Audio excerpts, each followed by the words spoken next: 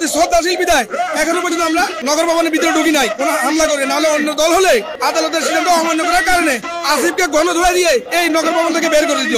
সে চাই আমরা যে আন্দোলনের শরীক হয়েছি এটা আমরা আমাদের প্রয়োজনে রাজপথে নেমে এসেছি। কেন দীর্ঘদিন রাজপথ থেকে আমরা যুদ্ধ করেছি, খুনি হাসিনা পালিয়ে গেলেও তার দোষর ভোট চোর মেয়র তাপস পালিয়ে গেলেও আদালত কর্তৃক ঘোষিত ইশাককে তার প্রাপ্য দাবি বুঝিয়ে দিচ্ছে না, যার কারণে নগরবাসী তার প্রাপ্ত যে প্রাপ্য সুযোগ সুবিধা সেটা থেকে বঞ্চিত হচ্ছে। বিদায় আমি একজন নাগরিক হিসেবে, ঢাকার একজন কর্মী হিসেবে, ঢাকার একজন বাসিন্দা হিসেবে আমরা রাজপথে এসেছি আমার অধিকার এই জন্য। ইশাকের নির্দেশে আমরা আসি নাই, আমরা সাধারণ জনগণের দাবি নিয়ে আসছি, আমরা আমাদের প্রয়োজনে আসছি। ইশাক সাহেব যা বলছে তার শতভাগ সত্য এবং কি ওনার এই আন্দোলনের কোনো সম্পৃক্ততা নাই।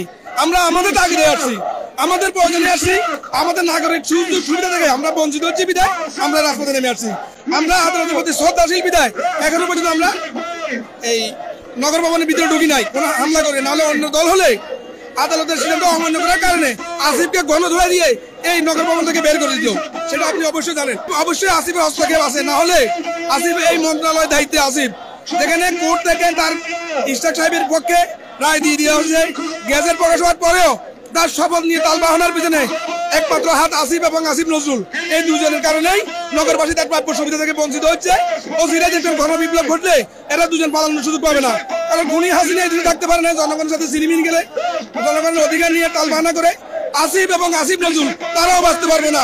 এই জন্য যদি অপকর্ম করতে থাকে আমরা কিন্তু তাদেরকে ছাড় দিব না।